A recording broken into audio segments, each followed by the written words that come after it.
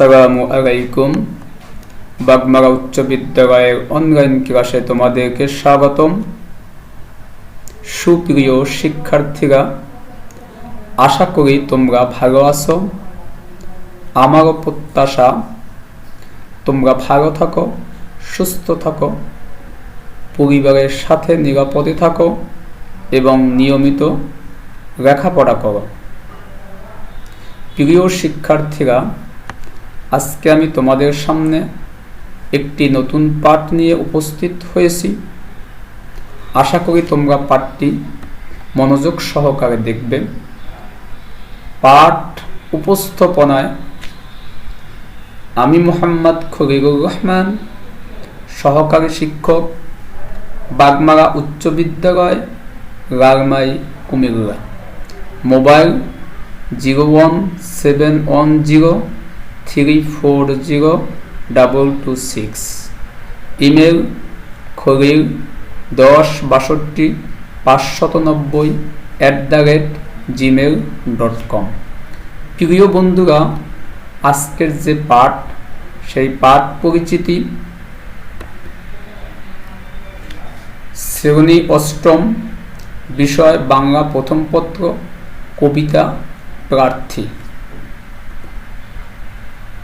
অষ্টম শ্রেণীর বাংলা প্রথম পত্র বইটির নাম হচ্ছে সাহিত্য কণিকা। প্রিয় বন্ধুরা, আমরা এখানে ছবি সম্বলিত একটি টেক্সট অথবা লেখা দেখতেছি। ইউনিয়ন পরিষদ নির্বাচন 2019 অর্থাৎ ইউপি নির্বাচন। বন্ধুরা, তোমরা কি বলতে পারবে ইউপি নির্বাচনে কেউ সদস্য হতে গেলে অথবা কেউ চেয়ারম্যান হতে চাইলে প্রথমে তার কি করতে হবে? ইউনিয়ন পরিষদ চেয়ারম্যান হওয়ার জন্য প্রথমে কি করতে হয়? তাকে অবশ্যই প্রথমে চেয়ারম্যান প্রার্থী হতে হয়।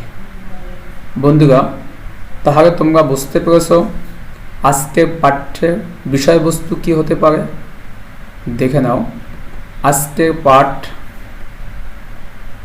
প্রার্থী সুকান্ত ভট্টাচার্য।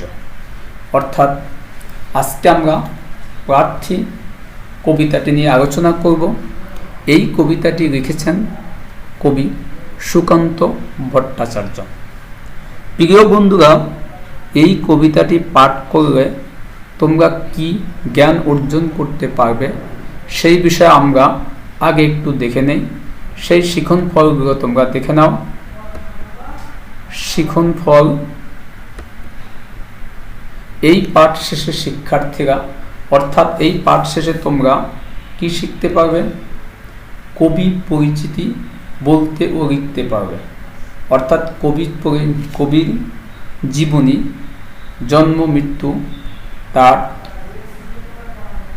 বাল্য জীবন, তার পেশা সম্পর্কে তোমরা বলতে ও লিখতে পারবে। কবিতাটি শুদ্ধ উচ্চারণে পড়তে পারবে। অর্থাৎ প্রার্থী কবিতাটি তোমরা শুদ্ধ উচ্চারণে পড়তে পারবে। নতুন শব্দগুলোর অর্থ সহ বাক্য গঠন করতে পারবে। এই প্রার্থী কবিতায় যে নতুন শব্দ আছে সেই শব্দগুলোর অর্থ বলতে পারবে এবং অর্থ সহ বাক্য গঠন করতে পারবে। কবিতাংশের চরণসমূহের ভাবার্থ বিশ্লেষণ করতে পারবে। অর্থাৎ প্রার্থী কবিতার যে চরণ আছে এই চরণসমূহের ভাবার্থ তোমরা বিশ্লেষণ করতে পারবে।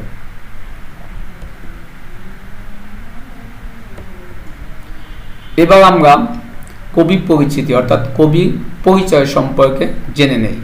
কবির নাম হচ্ছে সুকান্ত ভট্টাচার্য। কবি জন্মগ্রহণ করেন 1926 খ্রিস্টাব্দে। কবির জন্মস্থান হল কলকাতার মাতুতালয়। তিনি সেকালের দৈনিক পত্রিকা স্বাধীনতার কিশোর সভা অংশের প্রতিষ্ঠাতা সম্পাদক ছিলেন।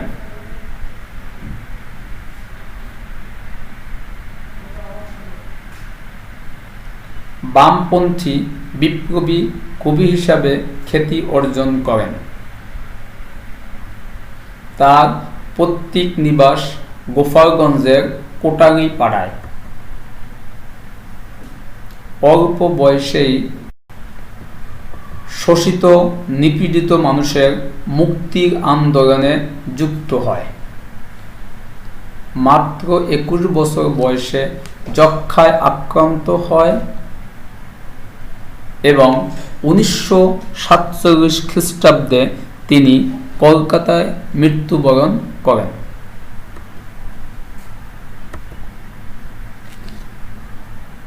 তার রচিত গ্রন্থ ছাড়পত্র, ঘুম নেই,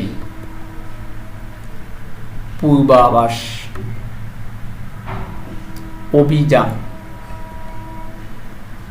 হরতাল,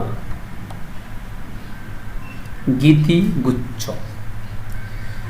প্রিয় বন্ধুরা, এতক্ষণ তোমরা সুকান্ত ভট্টাচার্য সম্পর্কে যা দেখেছ, যা শিখেছ, তা থেকে তোমরা বাসায় বসে এককভাবে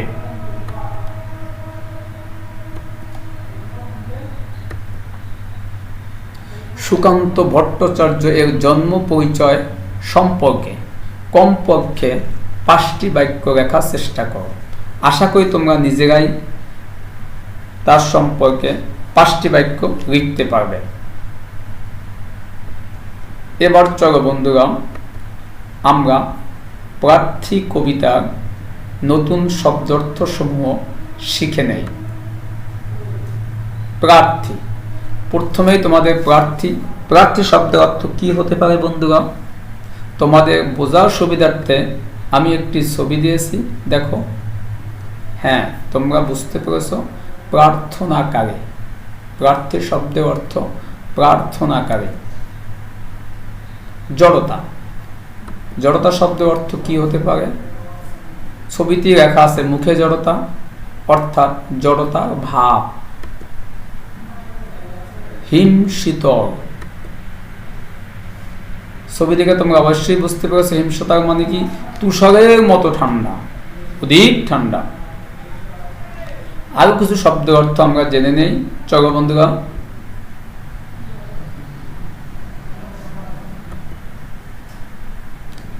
অকৃপণ,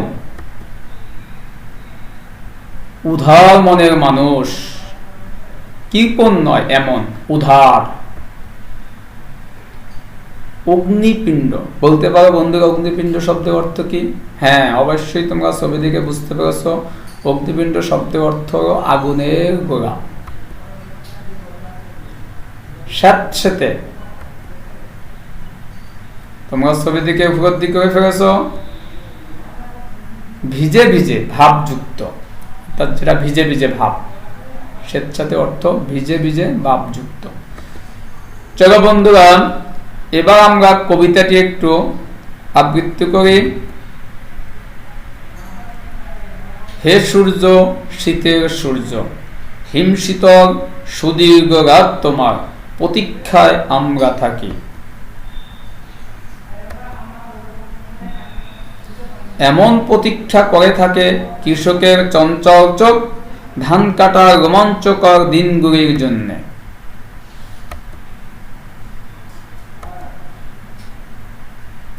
হে সূর্য, তুমি তো জানো আমাদের গরম কাপড়ের কত অভাব। সারা রাত খড়কুটো জ্বালিয়ে এক টুকরো কাপড় কান ঢেকে কত কষ্টে আমরা শীত আটকাই।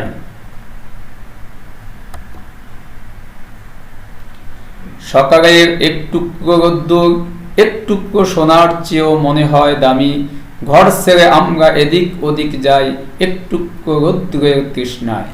বন্ধুরা, আমরা কবিতাটি আবৃত্তি করলাম। এই কবিতাটির আসলে মূল কথাটা কি, এই বিষয় নিয়ে আমরা এখন আলোচনা করব। কবিতার মূল কথা।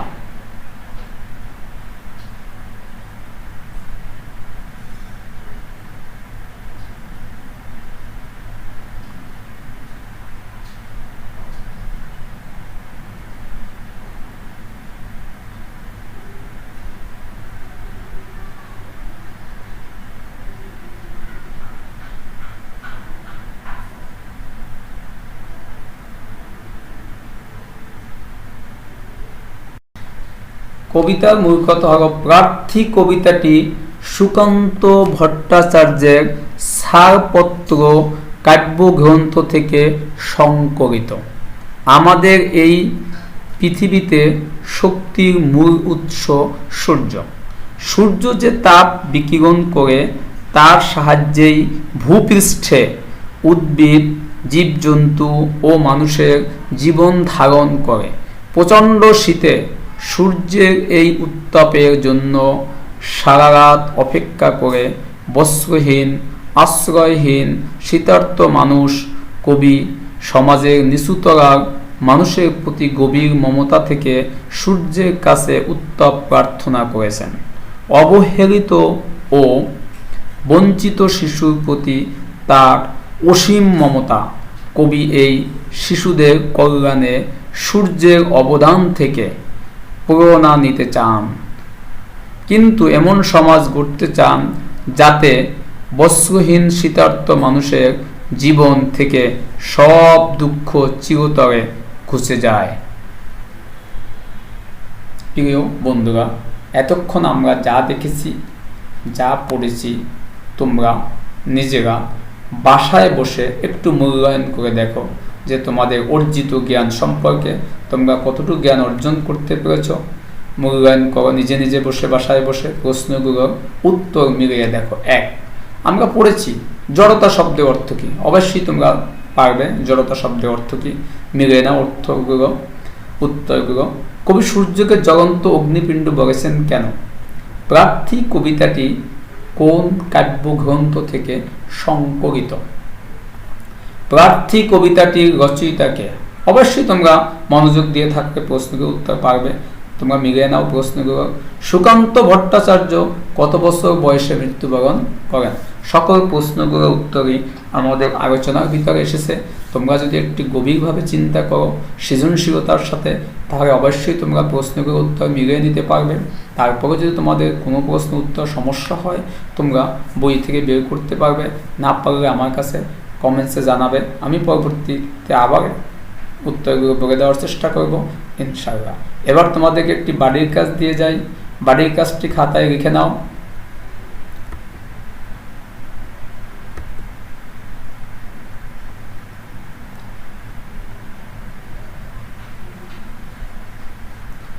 বাড়ির কাজটি হচ্ছে তোমার আশেপাশে থাকা বস্ত্রহীন ও আশ্রয়হীন মানুষের প্রতি সহানুভূতিপূর্ণ মনোভাব সম্পর্কে একটি প্রবন্ধ লিখে আনবে, অর্থাৎ একটি প্রবন্ধ লিখে রাখবে। বিদ্যালয় খোলার পরে এই তারিখ অনুসারে আমাকে দেখাবে।